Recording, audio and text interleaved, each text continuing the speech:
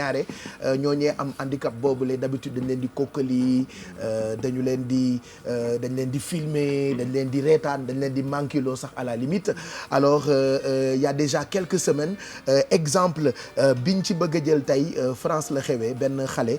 bu tudd Mélanie moom dafa nekk mongol alors mu def ci Facebook bi ne dafa bëgg a présenter météo xam nga ñoom ñaare dañ leen di beddi ba dañu foog ni mënuñu def dara et mu dugal vidéo am ci Facebook pour dire aux gens ñu liker page am pour bu amee nombre de vues bu bëri ñu mën ko jël mu def météo et voilà il a réussi coup bi nga xamante ni bëggoon na ko ñu bëri aimé li mu bëggoon a def faf semaine bi ñu jëloon ko France 2 mu demoon présenter météo bi foofu comme quoi ñoom ñu ngi jéem a jàppale seen maladie il y a d'autres exemples am na ay mongol yu ñu gis yu commencé di défiler ci podium yi am na ci ñoo xamante ni jël nañ leen ci ay restaurant liggéey am na ci ñoo xamante ni ñu ngi leen di jàppale parce que ñoom boo juddoo ba nekk xale bu amee handicap bi dañ lay jàppale ci école bi jàppale la ci famille bi mais fii duñ la jàppale à la limite voilà donc loolu defe naa j'aimerais qu'on en parle un peu pour que ñu gën a bàyyi xel ci xale yi nga xamante ni ñoo amee trisomie bijou ba pare Pape Cheikh ñoom boo dee seetlu dañuy exceller ci benn domaine c'est-à-dire que seen différence ak seen force pour man foofu lañ ko war a gën a féetalee gën a xool xale bu nekk lan la bëgg am na ku ma fi wane woon l'année dernière moom mannequin la mës a rêvé def tout le temps da doon nekk di photo wu di maquillé wu di defar boppam finalement dañ ko jël ci défilé yu mag Fashion Week yëpp def na ko année bi passée parce que loolu la bëgg kii météo la bëgg présenté indi nañ ko elle a bien présenté donc bu ñu amee ay mongol ci biir kër yi ñu jéem a xool xale bi dina am toujours lenn loo xam ne daf koy intéressé benn affaire boo xamante ne daf koy def de manière parfaite ñu jéem koo jàppale mu évoluer ci domaine boobu mais pas di la mettre de côté di la ree xale yi di la tooñ et puis ñeneen ñi am doom yi nga xamante ne amuñu benn handicap il faut ñu sensibiliser seen doom yi c'est aux parents de sensibiliser seen ñu am fulla wu toppatoo seen déjà loolu parce que am na parents yu bëri yoo xamante ne dañ ciy rus duñ bëgg génnee xale bi dañ koy nëbb des choses comme ça alors que c'est un enfant comme les autres mais yeneen parents yi am doom yi nga xam ne amuñu handicap il faut ñu sensibiliser xale yi wax leen ne que boo demee sa école am xale boo xamante ne dafa am handicap faut pas que nga koy ree faut pas que nga koy tooñ ndaxte loolu dafay tax nit ki du day sentir que moom dafa différent et que du amati sax envie def dara ci vie bi lu dul dañ lay jàpp bàyyi la ci mbedd bi wër la ñii di la tàccu ngay fecc ñu lay reetaan des choses comme ça c'est clair wala genre ay vidéo sax parfois dañ lay vidéo di la dugal snap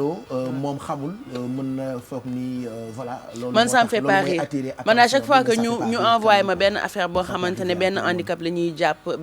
la ñuy jàpp di ko mettre au devant de la scène di ko reetaan di ko def boo ma ko envoyé dama koy supprimer ça me fait pas rire. mais man je trouve que li Pape Cheikh wax la ba parent bi ko am maanaam moom moo war a jël li nga xamante ni fullawu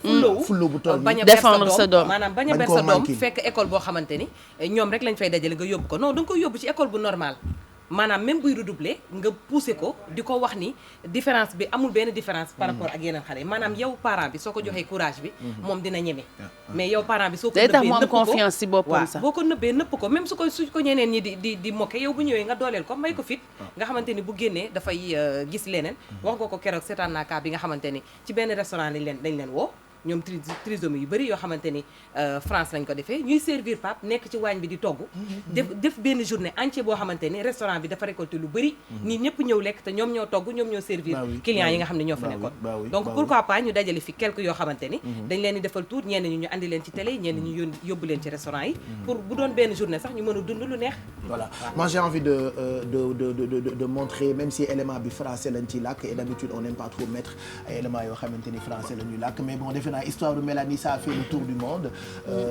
tey ak bisu ñoom ñi nga xamante ñoo amee trisomie Mélanie bel exemple c'est vrai que tubaab yi ñoom ndeysaan li may faral di wax ñu ngi en traitement sax àjjana parce que lu baax lu ne ñu ngi ciy jéem di dox et tout ça donc moom tout est parti grâce ak Facebook lu mu dugal ci biir nii dafa bëggoon présenter météo bëggoon gars yi liké ko après elle a eu tellement de nit yu ko liké finalement télé yi dañu ko doon xëccoo après pour xool kan météo kan lay présenter BFM TV C8 finalement moom mu tànn pour dem France 2 présenter fa météo bi on regarde toujours bi nga xamante ni présenté na météo bi après ñu continuer reste la vie de Meribey de Bong Bong et de Mamadou Ndiaye. Eh bien, je vous propose d'accueillir notre invitée d'honneur ce soir, Mélanie Ségard. Alors, quel temps prévu pour notre week-end? On va le savoir dans quelques instants. Pour samedi, Mélanie. La France coupée en deux. Il y a des nuages au nord, de la pluie, le soleil en Bordeaux. Alors pour la journée de samedi, le ciel est relativement nuageux pour dimanche. Il y a des nuages 3/4 du pays, de la pluie, le soleil à Marseille. Il ira très frais. Et le moment que tout le monde attend, l'éphéméride Mélanie. Mercredi 15 mars, on fait des sandwichs, comme sur toutes les vis, on sera tous sur France 2. Bravo, tu l'as fait Mélanie. Allez, on écoute une de ses chansons préférées maintenant. Bonne soirée à tous.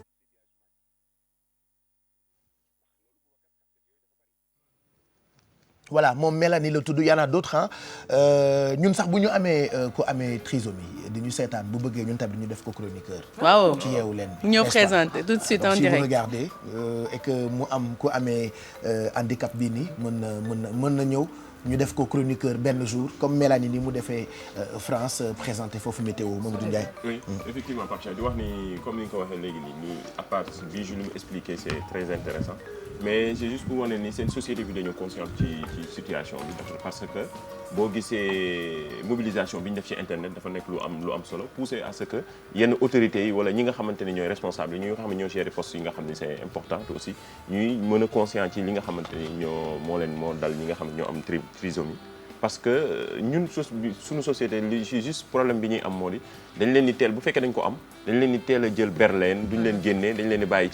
ci seen biir kër wala ñenn ñi nga xam dañ leen di jël comme leen considéré entre guillemets comme ay clown wala dara loolu nag nekkul nga xamante ne loolu lañ gën parce que ñii dañ leen war a mën a boole ci société parce que en général ils sont très très intelligents parce que loolu dañuy am xel dañuy am kii loolu léegi nag seen intelligence boobu nag mën nañ leen jël ñu leen di koy canaliser ci lan la nekk ban domaine pour ñu mën ci exceller comme Didi li muy wax ils